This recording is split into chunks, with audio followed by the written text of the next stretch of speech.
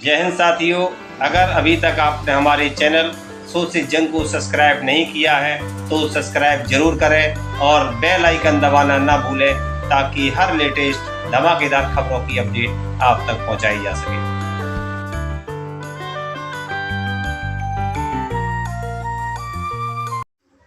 जय हिंद साथियों, राजनीति पर तो हम लोग रोज ही चर्चा करते हैं, जाति धर्म पर भी रात दिन चर्चा करते हैं।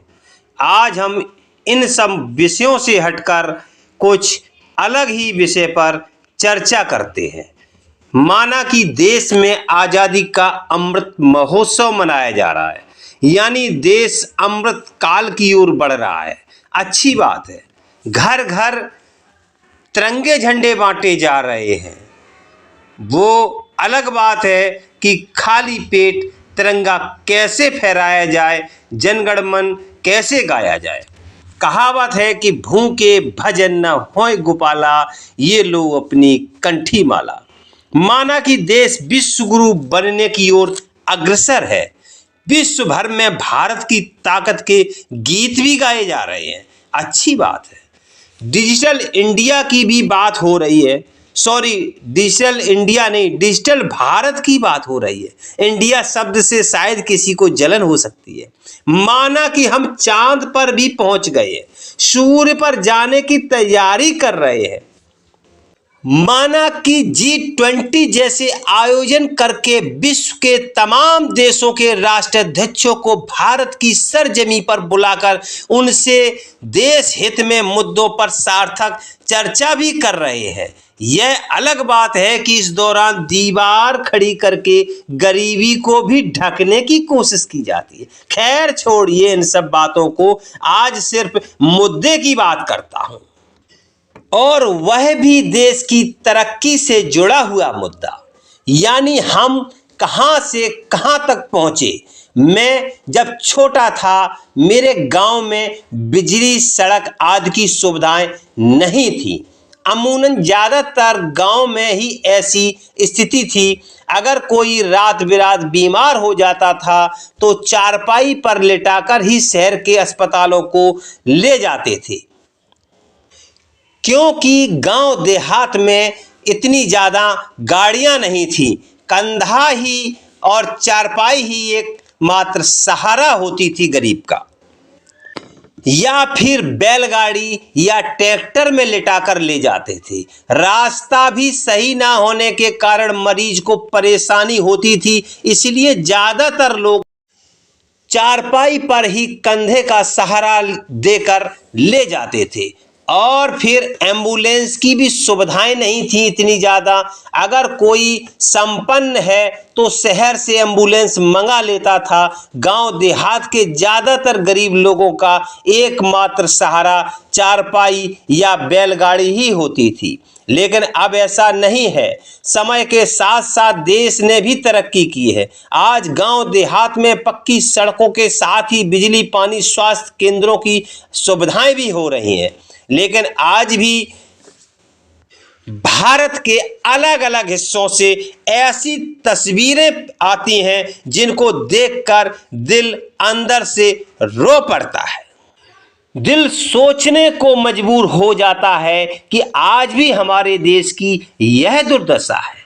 कहीं पर धन के अभाव में लोग एम्बुलेंस बुलाना तो दूर की बात, रिक्शा तक के पैसे नहीं चुका पाते।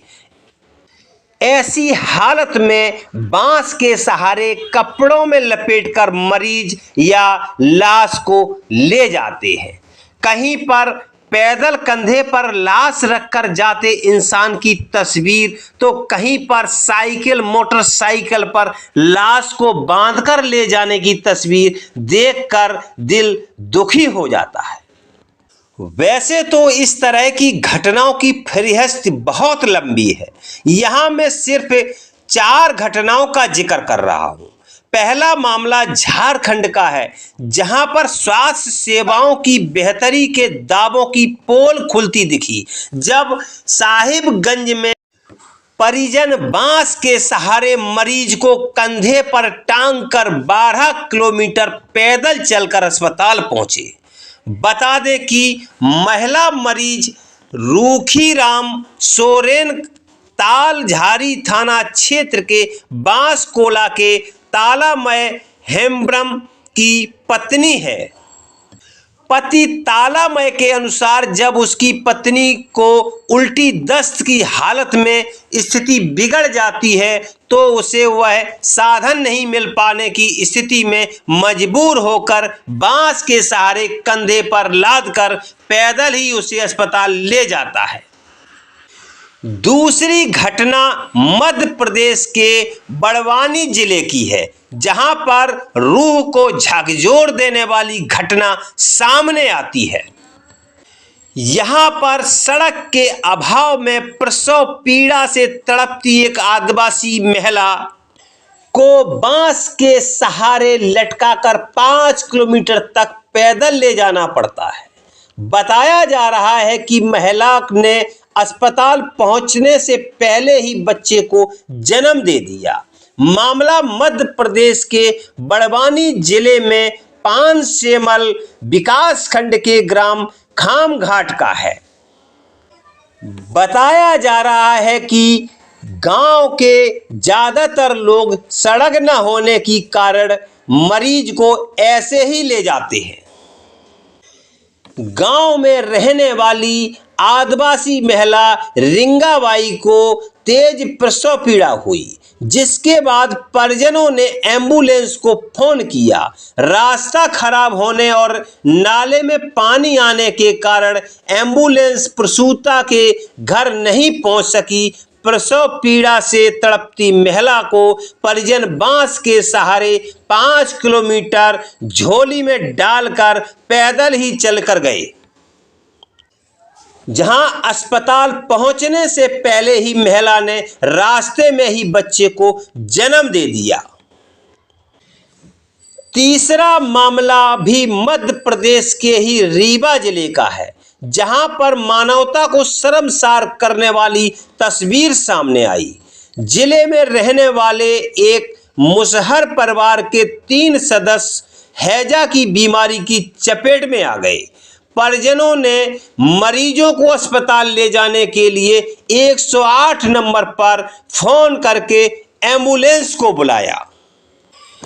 परिजन तीनों महिला मरीजों को लेकर अस्पताल जा रहे थे, तभी कुछ दूर जाने के बाद एम्बुलेंस कर्मियों को हैजा का ऐसा डर सताने लगा कि वे तीनों मरीजों को जबरन सड़क पर उतार कर एम्बुलेंस लेकर रफू चक्कर हो गए। एम्बुलेंस से उतरने के बाद एक महिला की तो मौके पर ही मौत हो गई, जबकि 2 महिला मरीजों को किसी तरह से अस्पताल पहुंचाया गया। ताज्जुब की बात यह है रही कि मृतक महिला की डेड बॉडी को ले जाने के लिए भी शव वाहन नसीब नहीं हुआ। मजबूरन परिजन बांस में चादर बांधकर महिला की डेड बॉडी को अपने घर ले गए। चौथी घटना हाल ही की है, जिसने न सिर्फ मानवता का सीना चीर दिया बल्कि सवालों की भी झड़ी लगा दी। ताजा मामला उत्तर प्रदेश के प्रयागराज जिले का है, जहां से लाचार पति की हैरान कर देने वाली तस्वीर सामने आई है। आर्थिक लाचारी के चलते एक व्यक्ति को अपनी मृत पत्नी का शव बांस के लट्ठों में चादर फंसाकर ले जाना पड़ा। इस घटना का वीडियो सोशल मीडिया पर जमकर वायरल हो रहा है। लोग तरह तरह के कमेंट कर रहे हैं। इस घटना ने झकझोर कर रख दिया।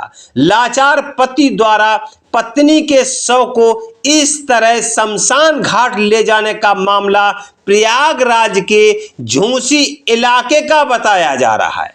बताया जा रहा है कि यह शव झूसी के नीबी गांव में रहने वाले मुसहर नखड़ू की पत्नी अनीता का है।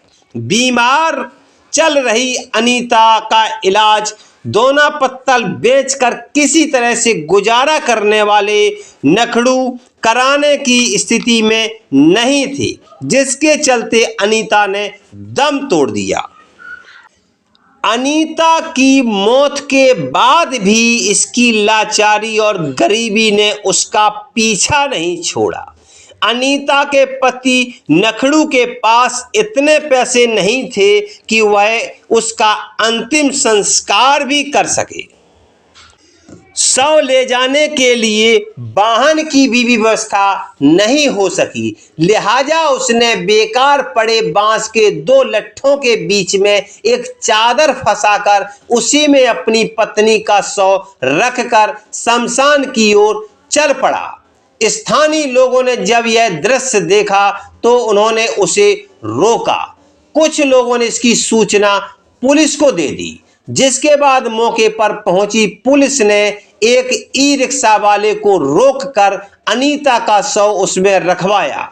दिलचस्प बात यह है कि नखड़ू के पास शमशान घाट में शव के अंतिम संस्कार करने तक के पैसे नहीं थे, तो स्थानीय लोगों ने चंदा करके उसके पैसे का इंतजाम किया, जिससे किसी तरह से नखड़ू अपनी पत्नी अनीता का अंतिम संस्कार कर पाया।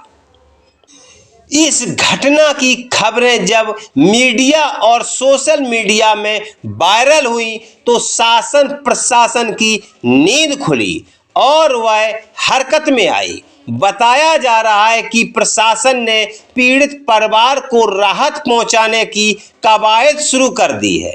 पूरा सरकारी अमला उस पीड़ित परिवार को खोजने में लग गया है। प्रशासन व पुलिस की टीम की माने तो अभी तक कई जगह पर उसकी तलाश की जा चुकी है, इसके बावजूद परिजनों का अभी तक कोई पता नहीं चल सका है। प्रयागराज के डीएम नवनीत सिंह चहल ने जांच का आदेश देने के साथ पीड़ित परिवार को आवास समेत अन्य योजनाओं का लाभ दिए जाने का निर्देश दिया है।